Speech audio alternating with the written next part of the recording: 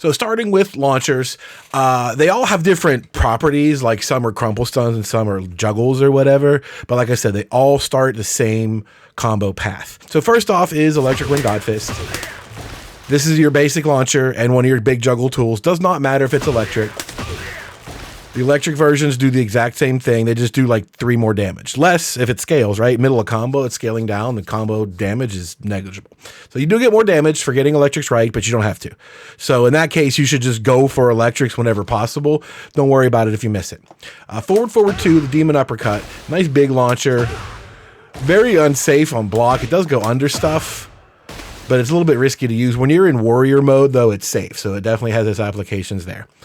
Forward 3 is a mid launcher that's already safe. It's kind of short range, doesn't track very well. And when you're in warrior mode, this becomes plus on block. So it's kind of cool to be able to just do, a plus frame natural launcher. Pretty cool there. And now he's got a full crouch down forward 2. He has a basic airborne launcher from crouch, which he hasn't had in forever. Like Tekken 7, they gave him that as a launcher, but it was slow. This is 15 frames and it launches from crouch. Heihachi just never has that. Next up is the Hell Axe. Up forward 3+4 or Wind God Stance 3+4, same thing. You'll notice these cause the aerial tail spinny thing on a standing opponent, which is kind of unique. I don't recall ever seeing that before, but that lets it be a launcher. Once they're up in the air, boom, you get a combo from that. Wind God Stance 2 is a version of the Electric Wind, but it's a little bit different. One, you can see this causes a tornado right away, and in combos already, it will cause a tornado. Whereas the regular Electric Wind Godfist, you can do over and over again in combos without having to worry about getting a tornado. They continue the juggle no matter what. So that was a little bit different, but it looks like the same move, just a different animation. That's just the version that comes out of Wind Godfist Stance. That one's an automatic tornado launcher. Thunder God Stance now is a little bit different than it was.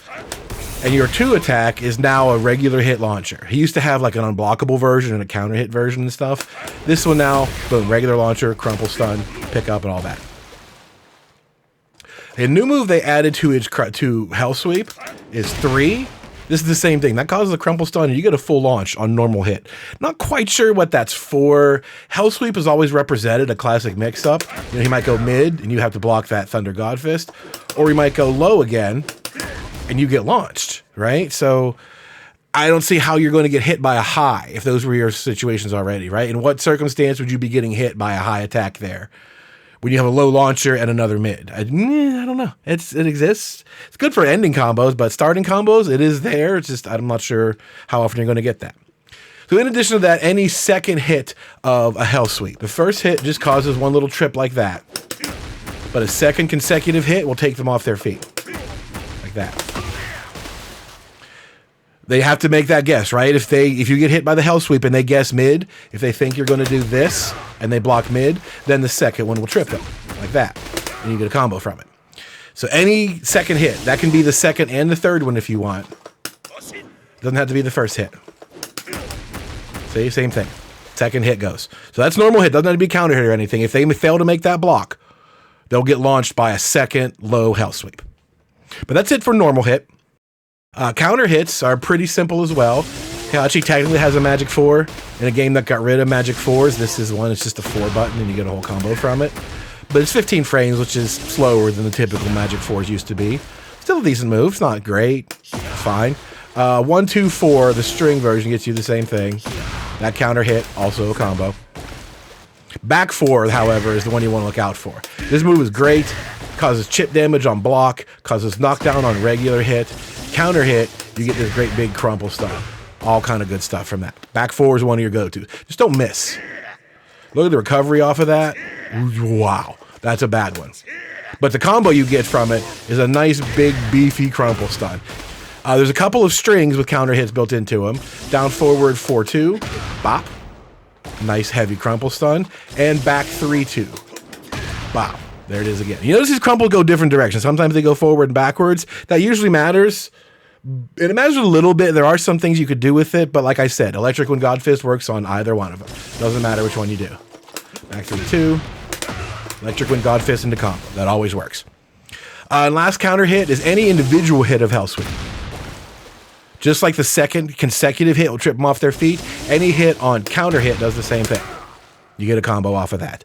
So that's a lot to think about. The hell sweeps are a lot of decision making packed into it, but just be aware of how the combos work. If you catch them on a counter hit, you get it, or if they make the bad block on the second one, you get your whole combo from. So there's all of those. Heat mode introduces some extra launchers by way of your heat engagers, which are up forward 2-1. Right, you get combos from that, and your forward 1+2. This new move, which is pretty cool.